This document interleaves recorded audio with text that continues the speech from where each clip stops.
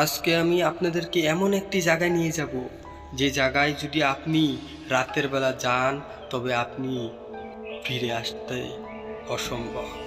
প্রিয় দর্শক, এই জায়গাটি এমন জায়গা যে জায়গায় একা একা দিনের বেলায় কেউ যেতে চায় না।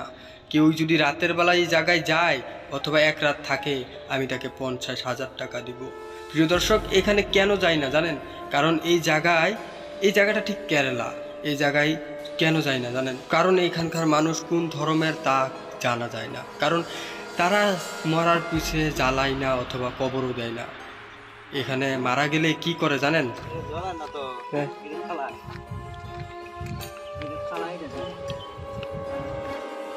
ভাই বলছে যে মানুষ মারা গেলে এখানে তাকে গোসল করা কি না তা জানি না, কিন্তু সে মারা যাওয়ার পর এখানে একটা গর্ত আছে, সেই গর্তর ভিতরে তাকে ফেলে দেয়। প্রিয় দর্শক, ভাবেন একবার কি সুন্দর ধর্ম পেয়েছি আমরা, যেখানে কি কত সুন্দরভাবে আমাদেরকে রাখা। এই ভাইটি বারবার আমাকে ডাকছে, কারণ এই ভাইটি একা যেতে ভয় করতেছে। কারণ এখানে যাওয়া খুব বড় একটা কথা, কারণ এখানে কেউ একা যায় না। যদি আপনি একা যান তবে আপনার মনে হবে যে আপনার শরীরে কেউ হাত রেখেছে, অথবা আপনার আগ দিয়ে কিছু চলে গেছে, অথবা গাছ ভেঙে আপনার সামনে পড়ে গেছে। প্রিয় দর্শক, এখানে যাওয়া খুব বড় একটা বিষয়, কারণ এখানে আপনি যেতে পারবেন না।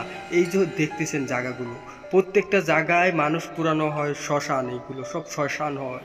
এখানে যাওয়ার মতন সাহস লাগবে। প্রিয় দর্শক, এই ভিডিওতে দেখতে পাচ্ছেন কত ভয়ঙ্কর জায়গা। কারণ আমরা এখানে কেন এসেছি জানেন? কারণ এই যে দেখুন,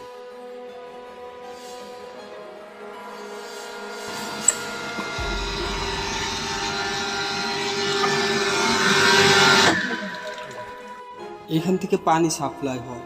আমরা যেখানে কাজ করি ঠিক এইখান থেকেই পানি যায়। এইখানে এক সপ্তাহ পর পর মোটর দেওয়া হয়। এইখানে টাঙ্কি অনেক বড়। এক সপ্তাহ পর একদিন মোটর দেওয়া হয়, তাও আবার 5 ঘন্টা। এখানে রাতের বেলা কেউ আসে না, দিনের বেলায় দেওয়া হয়, দিনের বেলায় অফ করা হয়। আর এখানে আসার জন্য আমাদেরকে একা পাঠানো হয় না, আমাদের সাথে একজন অথবা 2 জন। কারণ এখানে একা এসে অনেকেই অনেক রকম সমস্যায় পড়েছিল। প্রিয় দর্শক, আজকের ভিডিও এই পর্যন্তই। দেখা হচ্ছে পরের এক ভিডিওতে।